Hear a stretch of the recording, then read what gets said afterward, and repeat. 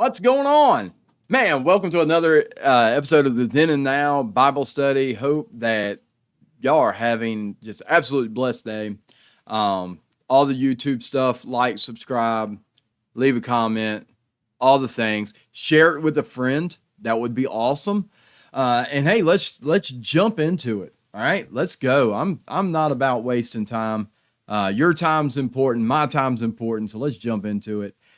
All right, so we are going to go back through and all right. So last week, Mark started a little bit of a different kind of episode where he starts talking about fasting, and he is talking about why is why does Jesus's disciples not fast? All right, and so what Jesus says is he elevates himself above the reason, he's like, I am the reason you were fasting to begin with. So there's no need for my disciples to do it because I'm here. And what he does, and what Mark starts laying a precedence about is Jesus going, this is the Jewish tradition. This is, that's the old wineskin. And now I'm bringing the new wineskin. And things are going to be different. And so this week and next week, we're going to start talking about some of those new wineskins and how that plays out and how that works. And again, this is not in chronological order. Okay, Jesus's disciples weren't questioned about fasting, and then they left from there and they started walking through a grain field on the Sabbath, and then they went to these are different. These are things that happen on different occasions, but Mark is putting them together to drive. This is a series. These are a couple episodes in a series of Mark driving this point that, and it's all bunched up in that new wineskin imagery that we have there from Jesus. So let's read the passage, and it is Mark chapter 2, starting in verse 23. It says, one Sabbath, Jesus was going through the grain fields, and as his disciples walked along, they began to pick some of the heads of grain. The Pharisees said to them, look, why are you doing what is unlawful on the Sabbath? He answered, have you never read what David did when he and his companions were hungry and in need?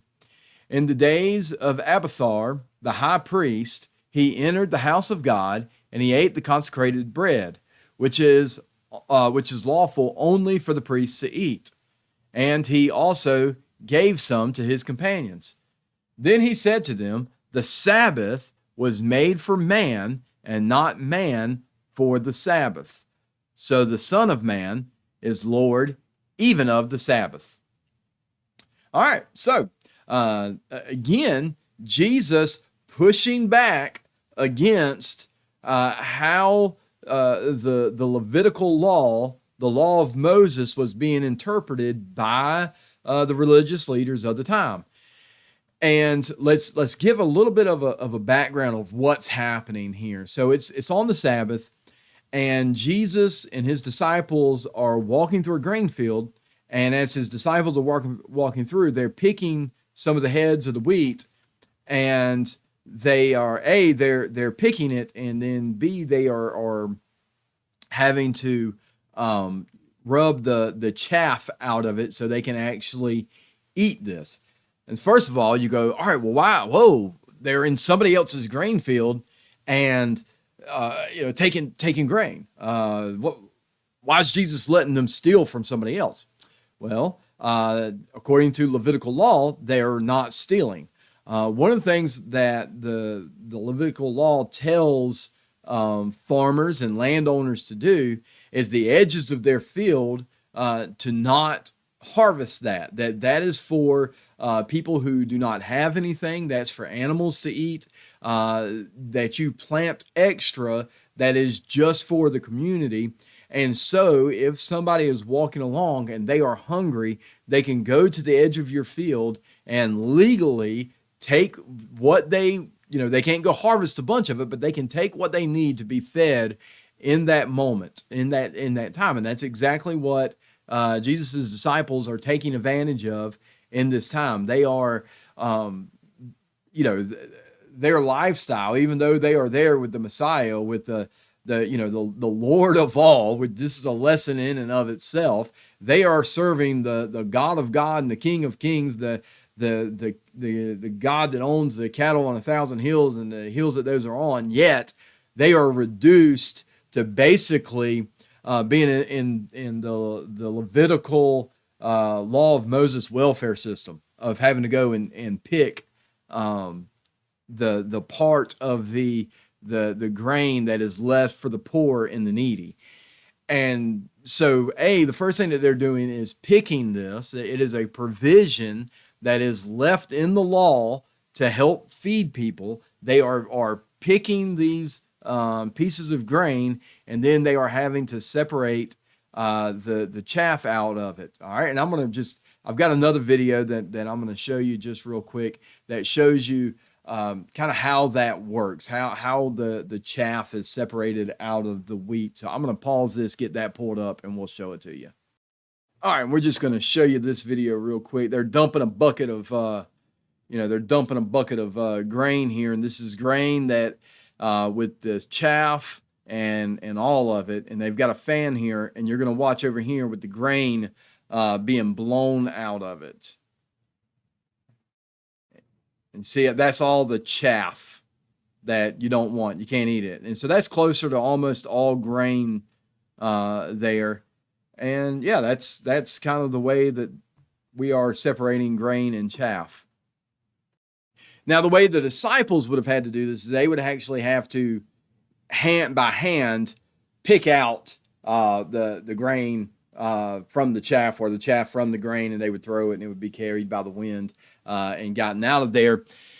And so there's a couple things that they're doing. They're picking grain, which would have been considered harvesting, and they are separating the chaff from the grain, which is also another part of the preparation of the grain. And so the Pharisees see them doing this, and they say, "Hey, that's unlawful on the Sabbath. And why are you doing that?" So already, let's just take a look at this, and let's kind of look at the heart of the Levitical law. Even before we get to what Jesus says about it, let's look at the heart of the Levitical law. The disciples are taking advantage of a part of the Levitical law that allows for them to have food. They are taking advantage of a part of the Levitical law that is taking care of them.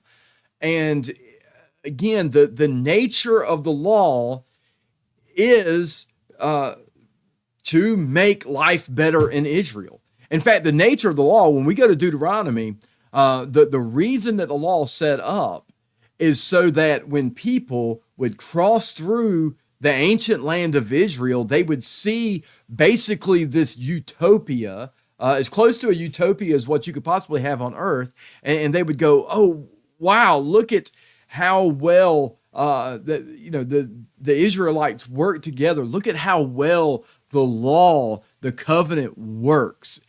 They have food for the poor. They have a legal system that protects the servant. They have ways of sorting out civil disagreements in a fair and reasonable manner. And if the law of Moses is kept in the way that it's supposed to be kept, without a bunch of extra rules added onto it, it is an amazing thing. And it was designed to be that, and it was designed for, as Israel sits in the middle of all of the trading paths between Egypt and Mesopotamia and the Hittite empires, the entire world would come through Israel to trade with each other. They would see how Israel operates, and they would look at that and go, "These guys have it together." There is no law like the covenant of Israel. That was the intention. because it is a good law, and it is there to protect the people of Israel, all the people of Israel. But now it's being weaponized. Now, what is happening is that the Pharisees, and again, like what we talked about last week, is the Pharisees believe that what is keeping the Messiah from coming back is unlawfulness amongst the Israelites. And their thought process, if we crack down and if we really make everybody burden them under the weight of the law, then we can become righteous enough where we are worthy for the Messiah to come back. And that's not at all the case, right? Jesus is already back, and he's going, you're doing the opposite of what you need to be doing. So let's look at what Jesus says, and let's unpack that for a minute. And he goes back to the book of Samuel, and he says, have you ever read what David did when he and his companions were hungry and in need? In the days of Abiathar, the high priest, he entered the house of God and ate the consecrated bread, which is lawful only for priests to eat. And he also gave some to his companions. And David's companions, if you read about David's mighty men, the companions of David at this time, they were basically scallywags. They were basically like the outlaws and the nobodies, that just this ragtag group of guys that are now coming into the temple, into the actual, from my understanding of the reading, they actually to the holy place to eat the bread that is set aside for Yahweh to eat, and only the only other person that can eat it are the high priests. And so they are doing something in this that ultimately, you read it and you go, what in the world? Like, how did they get away with this? How did David get away with this? And again, when you read it in what is the passage? It's 1 Samuel 21, 1 through 6. You read 1 Samuel 21, 1 through 6, and you go, how does that work? And this is how it works. It works because, some years later, Jesus and his disciples are going to be going through a grain field, and Jesus is going to use this example of the nature of the law. The law is there not to imprison people, but it's there to make society better. And that is what is so important here. That is, and again, outside of the New Testament, this whole incident with David makes no sense. It doesn't make any sense until it's put into this context, where you go, all right, God gives us this law, but the law is really here for us. It's for our benefit. It's not to hold us back. And Jesus reiterates that in verse 27. He says, then he said to them, the Sabbath was made for man, not man for the Sabbath. So the Son of Man is Lord even over the Sabbath. So this is loaded here. Jesus goes back to all the way back to creation, and he says, hey, 6 days to create everything, seventh day I rested. It's not good for man to work for all the time. He needs rest. And again, God knows his creation. God knows that he has created us with a desire to work. He has created us with an innate longing to create ourselves and to work and to build and to be productive. That is in human nature to be that way. So he has to remind us, hey guys, slow down, take a break. You can't work all the time. All right, I did design you to work, but I didn't design you to work all the time. Take a break. The Sabbath is made for humans. because if not, they will work themselves into the grave. But the Sabbath is not the Sabbath is not to be worshiped. The Sabbath is to be utilized. But it's still serious. It's still something that God says, I want you doing this. And then he goes to verse 28. He says, the Son of Man. Again, that reference from Daniel, where every time we see the Son of Man, Jesus is distinctly calling himself God. The Son of Man is Lord even over the Sabbath. So look at here. Jesus is taking one of the 10 commandments, one of the pillars of the law of Moses, and saying, I am the Lord over that. I'm over that. I have the authority to tell you that Sabbath was not made for the man, but man, or that man was not made for the Sabbath, that the Sabbath was made for man. I have the authority to say it because I'm the Lord of the Sabbath. And therefore, by extension, if I'm the Lord of the Sabbath, I'm the Lord of all the law. I am the Lord of the Old Testament covenant. So again, this is going to sound like a broken record, y'all, but I want to point out how many times Jesus actually does claim to be God in the New Testament. Or in this case, just in the book of Mark. In the shortest book in the New Testament, this is how many times Jesus claims to be God. Here's another time he's claiming to be God. And like Jesus saying, I'm the Lord of the Sabbath, it baffles me how he is not is not stoned for blaspheming on the spot. It's wild. This is such a flagrant claim of deity. It is unreal. But here it is. So that is the then. What is the now? The now is this. I believe that the New Testament teaches us that it's important to keep the heart of the law, especially in a New Testament context. That we are not bound by the letter of the law, rather we are bound by the heart of the law. And that goes both ways. There is a